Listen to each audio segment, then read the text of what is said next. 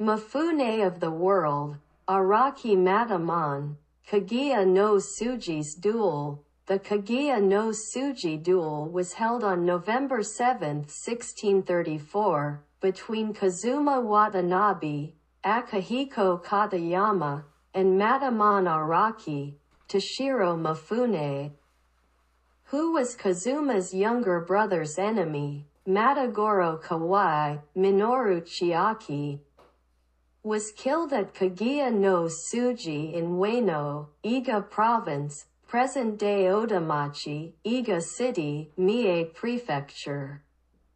It is also called Vengeance of Igego. This is a true story and is famous in Japan as one of the three great revenges. The first is the revenge of the Soga brothers from the Kamakura period. The second is the revenge of Matamon Araki's revenge at Kaguya no Tsuji, and the third is the revenge of the Ako samurai, also from the Edo period. Each of these three revenges has been featured many times in kabuki, movies, and storytelling, but the revenge of Matamon Araki is the most common, with the movie featuring it 36 times. You can see how famous it is in Japan. Therefore, this time I decided to introduce Araki Matamon's revenge in the Edo period, 1602 to 1868, in Japan, which seems to have not yet penetrated the English-speaking world. The director is Kazuo Mori, the director of Zatoichi, a samurai film about a samurai who helps impoverished common people, who is a master of Ii Nuki, blind, starring Shintaro Katsu, and the screenplay was written by Kurosawa of the World, who worked with Mori when he was young. Of course, the lead role is in the movie, in which Mifune of that world played a big role with his great acting when he was young. In 1952, the third Blue Ribbon Award for Best Supporting Actor was won by Daisuke Kato, who was almost an amateur at swordsmanship. On July 21, 1630, Okayama feudal lord Tadao Ikeda's favorite secretary was Gendaiu Watanabe, but Matagoro Kawai, Chiaki Minoru, a samurai of the domain, asked for a relationship with Gendaiu, but when he was rejected, Matagoro became angry and killed Gendaiu. Matagoro fled to Edo and was sheltered by his Hatamoto, Ando. Enraged, Tadao Ikeda appealed to the shogunate and demanded that Matagoro be handed over. But Ando and the other Hatamotos refused, leading to a conflict between the shogunate, centered around Tadao Ikeda, and the Hatamotos. This is not a myth, but a recorded historical fact. However, in April 1632, Tadao Ikeda, on his deathbed, made a will to kill Matagoro. Kazuma asks Matamon Araki, his sister-in-law and a master swordsman, to help him for the revenge. Afterwards, Matamon's best friend Jinzaemon is invited to Matamon's house, and they confirm that they will be divided into enemies and fight a duel as helpers for revenge. And they both lament that a samurai's fate is a matter of cause and effect. They confirm that they share the same thoughts. The two of them, who have been honing their sword skills and character together since they were young, must have never dreamed of such a fate. In modern times, this is the same as important people from different companies splitting into two groups and fighting each other, but in this era, revenge was the norm, and no matter how many lives you had, it wasn't enough. I strongly felt that I cannot live in an era where good friend could lose his life or myself lose my life because of one impatient person such as Matagoro. But on the contrary, I cannot really understand why Matagoro would like to be a good friend with Gendai. I read on the book it is same as between Nobunaga Oda and Renmara Mori. It means that male homosexuality was historical truth. Kazuma, Akihiko Katayama, Rokusuke, Daisuke Kato, and others traveled around the Tokaido, including Edo and Kyoto, searching for Matagoro. On April 26, 1633, Rokusuke headed to Edo and found Matagoro's uncle Kawai Jinzaemon. Jinzaemon knew that Rokusuke was watching his movements, and cared for his friend to the extent that if Matamon meet you, you would want him to tell him that Jinzaemon would be fine and not to worry. On November 4, 1634, Kazuma and his friends discovered Matagoro's whereabouts, and learned that Matagoro and his party were about to head to Edo on November 5th. The next 2 days, November 7th, the duel took place at the Kaguya no Tsuji at the entrance to Iga Ueno Castle in Otemachi, present-day Mie Prefecture, which Matagoro's party passed through on their way to Edo. The name Kaguya was an inn and a shop that served tea and light meals. And Matamon chose this location because he thought it was the best location in the area to stop the crowds of people walking in lines. There were 4 people: Kazuma, Matamon Araki, Rokusuke and Mumin Kawai. On Matagoro's side, there were a total of 11 people, including Matagoro Araki's best friend Jinzaemon Kawai, Hanbei Sakurai, Nobu Tokudaiji, a master spearman, and Matagoro Kawai, his enemy. From now on, I will give you a thorough introduction to the process from when Matamon and his 3 avengers arrive at the Kaguya no Tsuji until the end of the battle.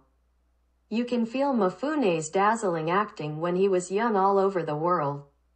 Immediately after arriving, Matamon confirmed with the inn-old owner that it was 6:30 in the morning. The owner of the inn, Kuninori Takado, was wondering what the 4 samurai are going to do when they come to his inn. The girl at the store is still young, so she's pretty scared. Matamon orders warm sake and grilled rice cakes, and everyone drinks the sake to relieve the tension of the fierce battle and the sake that may be the final farewell. Matamon relieves the tension in his shoulders and encourages them, saying that in the current state they are in, they won't be able to hold back if the tension gets even higher. But he can't help but tell them not to be nervous.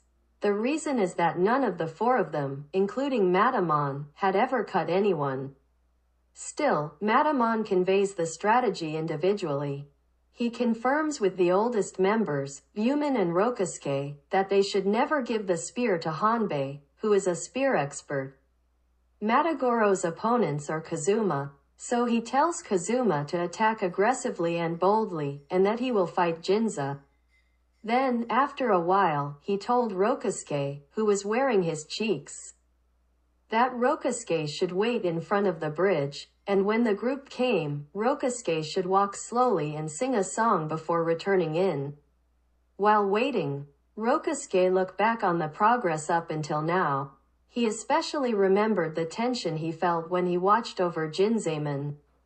Rokusuke saw a rather large group slowly walking toward the inn, and he did as he was told, singing a song while trying to walk slowly so as not to attract suspicion, but he was nervous and his knees were shaking. He finally arrives at the inn and tells Matamon what's going on. Next, Matamon tells Rokusuke and Bumin to walk slowly to the store on the other side, open the door a little, and take a look. Next, Kei tells the inn owner that he wants owner to walk to the middle and sweep the road with a broom. As you can see, everyone would think that if an elderly person was cleaning, the store staff would be doing the cleaning, so they gave instructions that way. The inn master is standing in the middle of the road is looking down. So he asks In Master to turn towards the bridge and tell him where the group is and what they are doing. When I saw this scene, I was so curious in Master's acting because he was so scared with future happening. He was imaging that a battle will soon begin here, and he was impressed that he was able to express the extreme fear of an old man who had no such an experience better than anyone else. The group seems to have stopped. Since it is cold in the mountains of Mie Prefecture in mid-November, it seems that they were responding to Jinzaiman's request and stopped to walk short time to wear warm clothes. Looking at their faces, I could clearly see that the tension between the four of them was immeasurable during this time. In particular, Matamon's eyes were glaring and he didn't blink, which is Toshiro Mifune's speciality, and I could feel the look in his eyes, making me nervous as I wondered when the group would arrive. Matamon and Kazuma were hiding their whole body behind slightly opened the door and going to find out the best timing to go out. Kazuma is trying to catch the group's movements only through a slightly torn hole in the shoji screen. Matamon watches for movement only from the slightly open the door. This setting of the scene is such that you can feel the tension, and it evokes fear and tension even if you do not want to. Mifune never blinks. I put Mifune's face on the thumbnail, and it has this atmosphere. At the moment when the sound of horse hooves and human walking came closest, a horse's scream echoed. The horse must have felt the murderous intent as well. At that moment, Matamon has been watching when they started to get distracted by calming the horses. Matamon decided to go out and the three of them also went outside at about the same time. Matamon ran up to Jinzaiman who was riding a horse and cut his leg, calling him Jinza. Jinza was dropped directly under the horse and tried to protect himself, but his leg was cut. So he could not move and was cut by Matamon. As instructed, Rokusuke and Buman brandished their swords to prevent the spearholder from handing over the spear to Hanbei. As a result of his efforts, Hanbei never picked up a spear. Unfortunately, however, Buman was cut and died. Since Hanzaiman could not use the spear and he fought with only a sword, he did not force his attack. But the force of his attack at the end caused him to slip and was killed by Matamon. All that remained was Kazuma, who was heading towards his enemy, Matagoro. Both were breathing heavily and were not trying to attack. Matamon stands up high and shouts loudly, telling him to shake it off. Kazuma did just that and was able to successfully kill Matagoro. There is a record that the fight to the death lasted for 6 hours, and by the time it was over, hundreds of travelers had gathered both sides of the inn to watch.